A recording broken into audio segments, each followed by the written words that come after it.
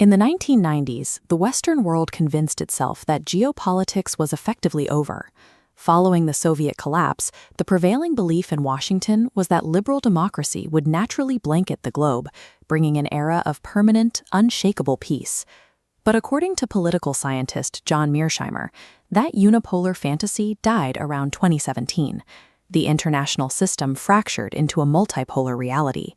Today, global power is dominated by three distinct pillars of gravity: the United States, China, and a resurgent Russia.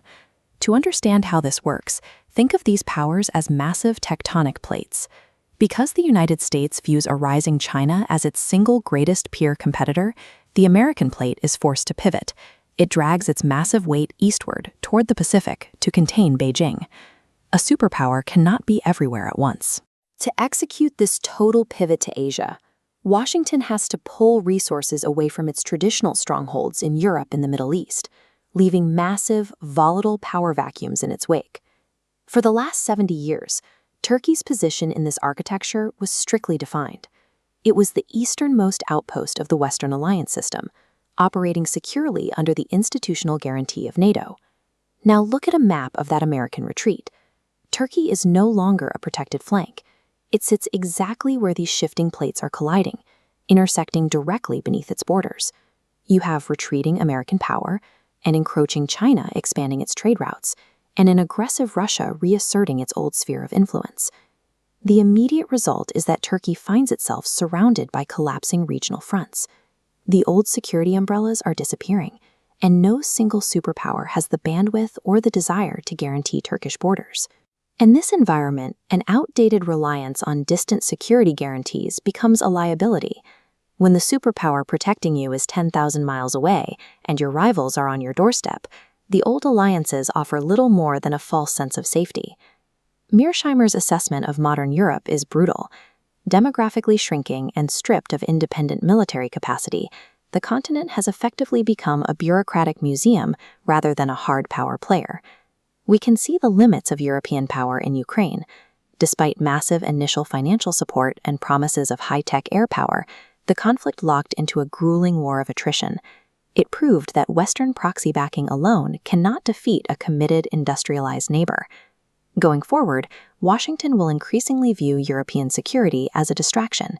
The United States will demand that these nations handle their own defense budgets and border disputes, so the Pentagon can maintain a laser focus on Beijing.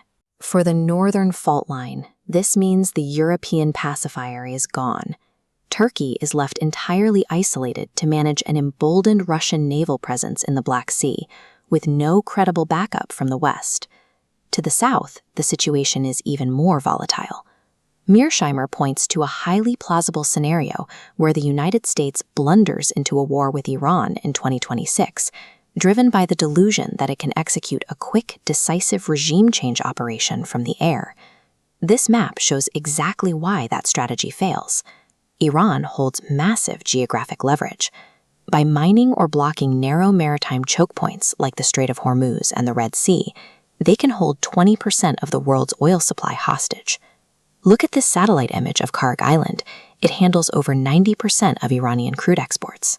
Destroying facilities like these might sound like a military victory, but taking that much energy out of the market overnight would immediately wreck the global economy. With no viable ground invasion options and air power unable to secure the strait, a quick strike devolves into a protracted war of attrition. The United States exhausts its resources, searches desperately for an exit ramp, and ultimately faces a humiliating retreat. The fallout from this southern collapse, spiking energy prices, the destruction of neighboring states, and massive waves of refugees, crashes right into Turkey's borders. It becomes painfully clear that rather than enforcing order, American intervention has become an engine of regional chaos. This brings us to the core framework of Mearsheimer's theory. In international relations, there are no moral alliances. There are no good guys. There is only a cold, calculating competition for state survival. Turkey has navigated these pressures before. During the Second World War, the government in Ankara refused to commit to either side, successfully stalling both German and Soviet demands for entry until the threat of invasion had passed. In the 21st century, Active neutrality means managing the three gorillas. Turkey must constantly calibrate its relationships, dynamically balancing the United States, China, and Russia, without ever fully aligning or bandwagoning with just one. To sustain this balance, a state cannot be dependent on a single gorilla for its weapons or technology. If your defense depends on a supply chain your rivals can cut off, your neutrality exists only on paper, making indigenous military production a prerequisite for survival. So here is the new map of the world. China is pushing its naval and economic power into the Persian Gulf.